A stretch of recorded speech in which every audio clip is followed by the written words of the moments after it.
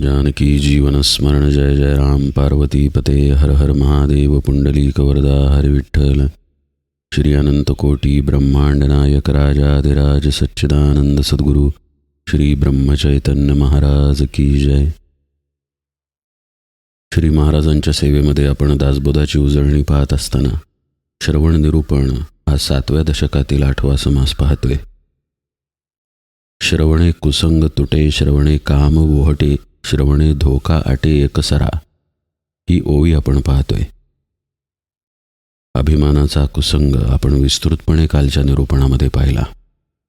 अभिमान शत्रू मोठा, सर्वांना जाचतो सुखाशेने, हाची सुबोध गुरूंचा मारावा तो समूळ नामाने, हा श्री महाराजांचा उपदेशही आपण समजून घेतला. असं पहा, आपण ज्या गोष्टीची संगती धरणार त्या गोष्टीचे गुण आपल्यापाशी येणार हे उघडच आहे. कुसंग जर धरला तर त्याचे गुणही आपल्यापाशी येणार. तसंच भगवत चिंतन जर धरून ठेवलं तर त्याचेही गुण आपल्यापाशी येणार. समर्थ म्हणतात, श्रवणामुळं काम वोहटे, म्हणजेच वासना आटते. आता हा विषयही आपण विस्तृतपणे समजून घेऊया. ज्या गोष्टीमध्येच आपला जन्म झालेला आहे ती गोष्ट श्रवणामुळे आटेल कशी? वासना ही जन्माला कारण आहे. जन्म घेणे लागे वासनेच्या संगे, म्हणजे वासना जन्मापासून आपल्याबरोबर आहे. ती श्रवणामुळे जात असेल तर निश्चितपणे श्रवणाचा प्रभाव वासनेच्या मुळावरती होत असणार आहे. हा भाग आपण आता समजून घेऊया. वासना ही अदृश्य आहे. जसं आपलं मन आपल्याला दिसत नाही, आपला अहंकार आपल्याला दिसत नाही, तशीच वासनाही आपल्याला दिसत नाही. परिणामांनी वासना समोर येते. आपल्या हातून जी कर्मे घडतात त्यातून आपली वासना दिसून येते.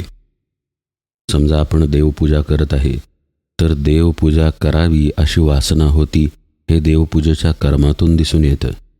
आपण पाणी पित आहे तर पाणी प्यावं अशी वासना होती, हे पाणी पिण्याच्या कर्मातून दिसून येतं.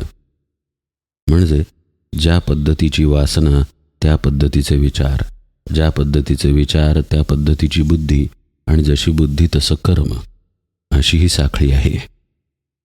श्रवण या साखळीवरती परिणाम करतं. आपण जे जीवन जगत आहे त्या जीवनामध्ये प्रत्येक क्षणी सावधानता आणण्याचं काम श्रवण करतं.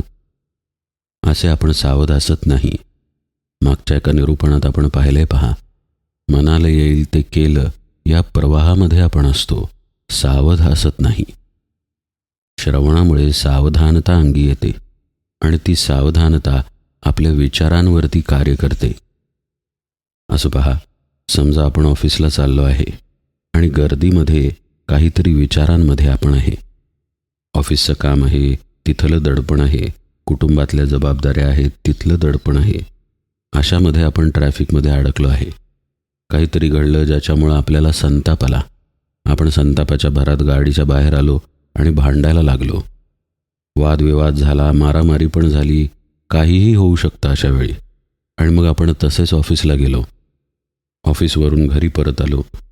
या सगळ्या गोष्टींमध्ये आपण केवळ वाहवत गेलो. श्रवण जर जीवनामध्ये असेल तर आपण कोण आहोत?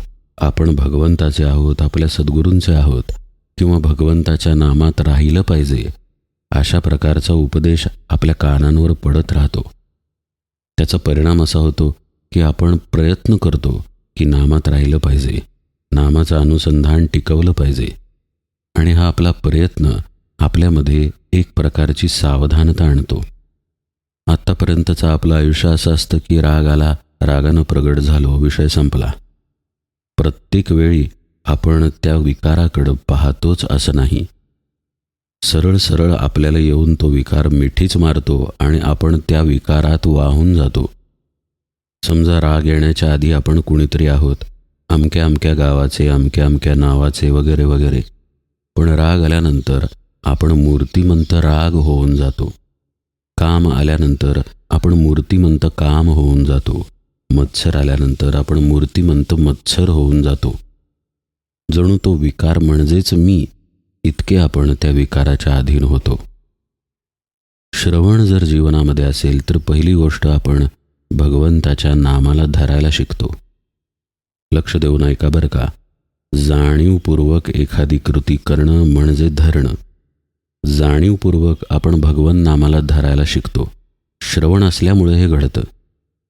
आता षड्रिपूंपैकी एखादा रिपू येणार नाही असं नाही, पण आपण ताबडतोब त्या रिपूला मिठी मारणार नाही. आपल्यापाशी सावधानता असेल भगवन नामाच्या अनुसंधानाची.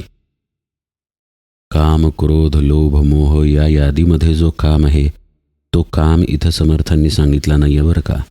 इथं समर्थांनी वासनेला सांगितलेलं आहे. ही वासना या षड्रिपूंच्या मुळाशी आहे. एक झाड आपल्या डोळ्यांपुढं आणा. झाडाचं मूळ असतं, खोड असतं आणि फांद्या असतात. खोड आणि फांद्या म्हणजे हे षड्रिपू आहेत आणि त्या झाडाचं मूळ म्हणजे वासना आहे. श्रवण या वासनेवरती परिणाम करते आणि त्याचा प्रादुर्भाव पूर्ण षड्रिपूंमध्ये दिसून येतो. जसं खत आणि पाणी फांद्यांवर शिंपडून काहीही होत नाही, मुळात ते घालावं लागतं तर झाडामध्ये शोषलं जातं. तसं श्रवणाचा परिणाम आपल्यावरती होतो. असं पहा, षड्रिपू असोत नाही तर वासना असो, परिणाम करण्यासाठी औषध घ्यावं लागेल आणि औषध घेणं ही प्रक्रिया आहे. भगवंताचं नाम घेणं ही जर प्रक्रिया असेल तर ती प्रक्रिया समजावून देणं ही कृती पण घडली पाहिजे. पहा, आपण डॉक्टरांच्याकडे जातो, डॉक्टर आपल्याला तपासतो आणि औषध देतो, पण औषध देत असताना त्या औषधाचं पथ्य आणि वेळा पण देतो. असं जगात कोणतंही औषध नाही की तुमच्या मनाला येईल तेवढं घ्या आणि तेव्हा घ्या. त्याच्या वेळा ठरलेल्या असतात, त्याचं प्रमाण ठरलेलं असतं आणि पथ्यही असतं. डॉक्टरांकडून आपण श्रवण करतो म्हणून आपण ते सगळं पाळू शकतो.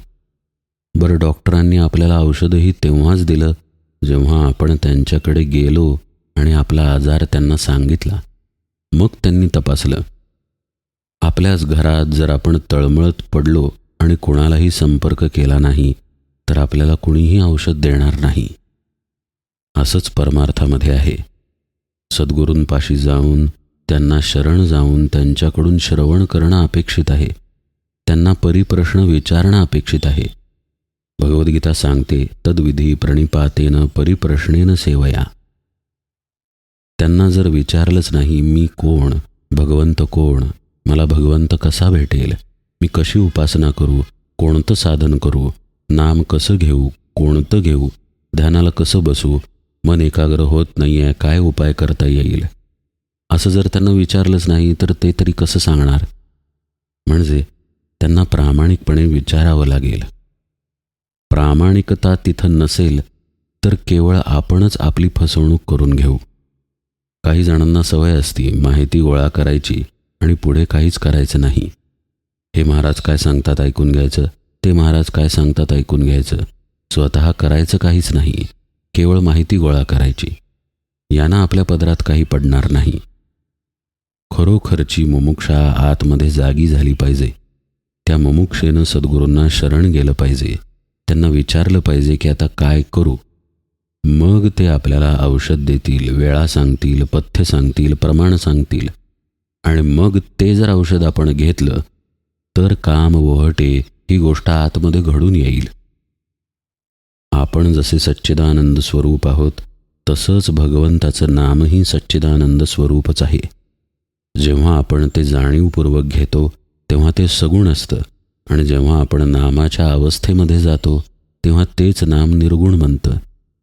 श्री महाराजांचं वाक्य आहे, नाम सगुणही आहे आणि निर्गुणही आहे. ते अशा प्रकारे नामामध्ये आपल्या चित्तवृत्तींचा लय झाल्यानंतर ते निर्गुण बनतं आणि मग ते नाम म्हणजे निर्गुण नाम आपल्या वासनेवर परिणाम करतं. आता हे कसं घडतं तेही आपण पाहूया. चित्तवृत्तींचा लय होतो म्हणजे काय होतं? चित्तवृत्ती जिथून उगम पावलेल्या आहेत तिथे मुरून जातात, विरून जातात. जसा पाण्याचा बुडबुडा फुटला की कुठे जाणार? हवेत थोडीच जाणार. पाणीच होतं तिथे, पाणीच होऊन जाणार. लाट विरली की पाण्यातच जाणार, तिथे केवळ पाणीच असणार. तसे चित्तवृत्ती मुरल्या की तिथे केवळ आत्मस्वरूप राहतं. वासनासुद्धा या आत्मस्वरूपातूनच आलेली आहे. आत्मस्वरूपाशिवाय वासनेला जागा नाही, आधार नाही. वासना भगवंतापासून आपल्याला दूर नेते. कशी दूर नेते? कारण ही वासना म्हणजेच मी भगवंत नाही असा द्वैतभाव आहे. आपण आणि भगवंतातील फरक म्हणजे वासना आहे. पहा बरं का, आपण आहोत भगवत स्वरूपच, सच्चिदानंद स्वरूप परब्रह्म. पण आपण स्वतःला त्यातून वेगळं काढलं, आपल्या मीनं वेगळं काढलं आणि एकदा वेगळं निघाल्यानंतर वेगवेगळ्या गोष्टी येऊन चिकटल्या. म्हणजे रजतम सत्व चिकटले, काम क्रोधादी षड्रिपू चिकटले वगैरे वगैरे. पण आपण मुळात वेगळेच निघालो नाही तर या कोणत्याच गोष्टी आपल्याला चिकटणार नाहीत. तिथं वासनाही असणार नाही. तिथं जायला सद्गुरू आपल्याला शिकवतात. तिथं भगवंताचं नाम किंवा ध्यान साधना आपल्याला घेऊन जाते, म्हणजेच मुळाशी घेऊन जाते. जिथून हे सगळं उगम पावलेलं आहे, ज्या भ्रमातून की आपण वेगळे आणि भगवंत वेगळा, द्वैताचा जिथं उगम आहे तिथं नाम आपल्याला घेऊन जातं. आणि तिथं आपला विसर आपल्याला पडला, आपण विसर्जित झालो की द्वैतही निघून जातं. मग वासना कशी शिल्लक राहणार? असं पहा, आरशापुढे आपण उभे आहे म्हणून आपण आपल्याला दिसतो आणि आरशातही आपण आपल्याला दिसतो. पण समजा आरसा फुटून गेला, ज्या माध्यमानं प्रतिबिंब दिसत होतं ते माध्यमच नाहीसं झालं, तर प्रतिबिंबही त्याच्याबरोबर नाहीसं झालं. मग तिथं उरलं कोण? केवळ आपणच उरलो. तसं द्वैत निरसन झाल्यानंतर वासना नष्ट होते. द्वैताच्या ठिकाणीच वासना आहे, किंबहुना द्वैत म्हणजेच वासना आहे. हा झाला या वासनेबद्दलचा खोलातील विषय. पण समर्थांचं विधान आहे, ही वासना श्रवणामुळं आटते. तोही भाग आपण समजून घेऊया. आपल्याला कळलं की आता मुळापाशी आपल्याला जायचं आहे. आपल्याला कळलं की नामाच्या अनुसंधानात आपल्याला राहायचं आहे. आपल्याला हेही कळलं की स्वतःचा विसर पडला पाहिजे. पण कोणत्या माध्यमाने कळलं?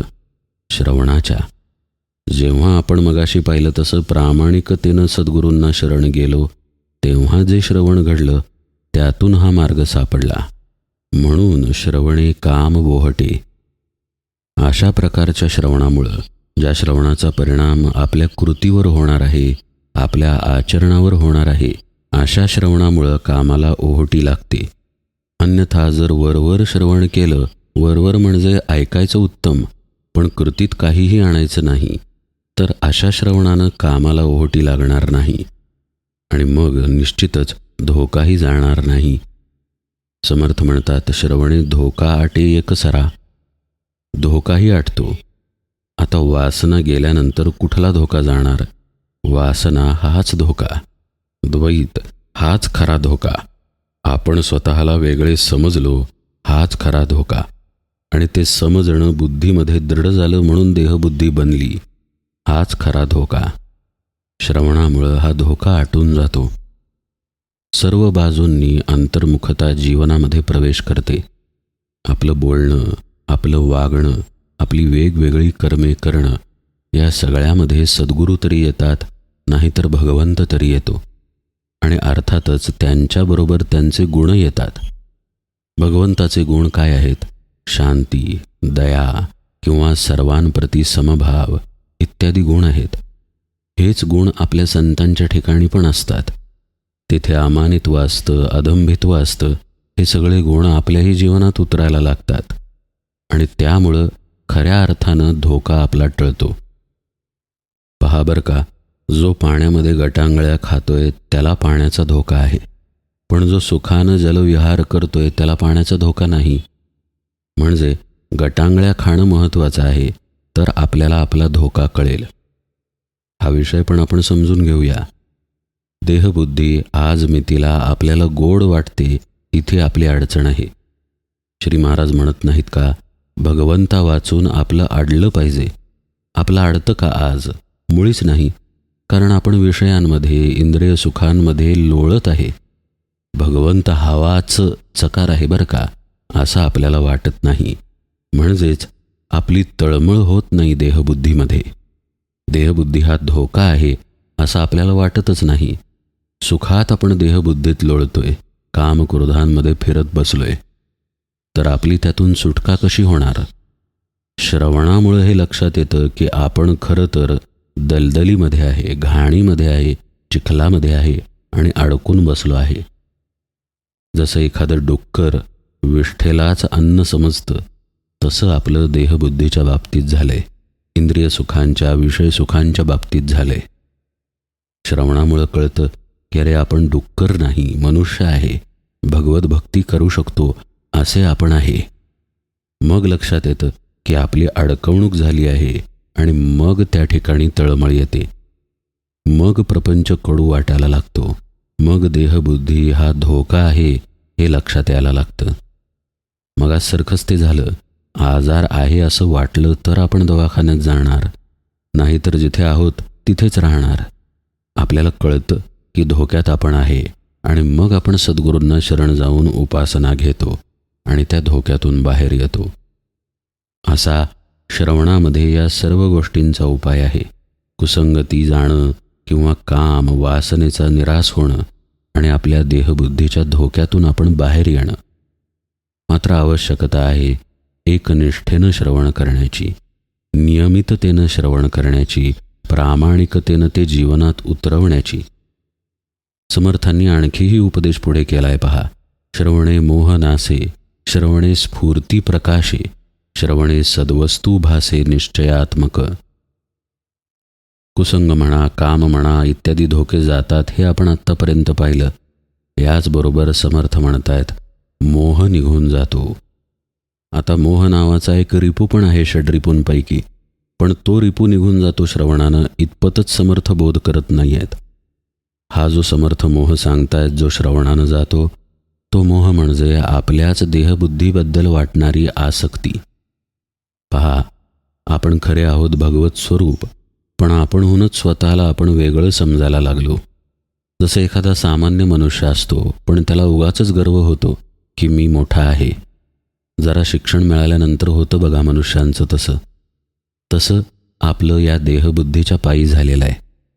पण समजा एखादा व्यक्ती त्या शिक्षणाच्या, त्या श्रीमंतीच्या अहंकारामध्ये सुखी व्हायला लागला तर, म्हणजे तो अहंकारच त्याला गोड लागायला लागला तर, तसं आपलं आपल्या देहबुद्धीच्या बाबतीत झालंय. आणि हा आपल्यापाशी असलेला खरा मोह आहे. श्रवणानं हा मोह नाहीसा होतो. म्हणजे अशा साधकाची, अशा श्रोत्याची तडफड होते जेव्हा जेव्हा तो देहभावावरती येतो. आपलं पहा, समजा एखादं अंग लुळं पडलं किंवा एखाद्या अंगातील जाणीव गेली तर आपण अस्वस्थ होऊ, डॉक्टरांकडे जाऊ. माझ्या डाव्या हाताला काही जाणवत नाही आहो डॉक्टर, असं लगेच म्हणू. ही जशी आपली तडफड देहाची जाणीव गेल्यानंतर होते, तशी चांगल्या साधकाची देहाची जाणीव आल्यानंतर तडफड होते. अरे आपल्यापाशी देहभाव आला म्हणून तो तळमळायला लागतो. हे लक्षण आहे मोह जाण्याचं. ही साधनेतील उच्चावस्था आहे. श्रवणामुळे ही प्राप्त होते असं समर्थ म्हणत आहेत. कारण श्रवण आपल्याला तिथंपर्यंत घेऊन जातं. भगवंताच्या नामाचा अभ्यास आपण करतोय, ध्यानाला बसण्याचा अभ्यास आपण करतोय, पण हे श्रवण आहे ज्यातून मिळालेला हा बोध की आपण देह नाही, तो बोध आपण साधनाच्या व्यतिरिक्त काळातही टिकवण्याचा अभ्यास करतोय. म्हणजे खरं पाहता आपल्याबरोबर आपण श्रवण घेऊनच विहार करतोय. जसं आपण बाजारात भाजी घ्यायला जातो, दोडका घेतो, वांगी घेतो, काहीही घेतो, पण ज्या पिशवीत आपण भाजी घालणार आहे ती पिशवी आपल्याजवळ असतेच असते, भाजी घेतली तरी नाही घेतली तरी. तसं आज साधन नीट झालं काय किंवा नीट नाही झालं काय, आपल्यापाशी श्रवणाचा बोध कायम राहिलेला असतो. साधनेचीच बैठक आहे. रोज उत्तम कशी होणार, रोज लगेच मन शांत कसं होणार. एखाद्या दिवशी पटकन शांत होईल, पण काही दिवस असे जातील की मन शांत होणारच नाही.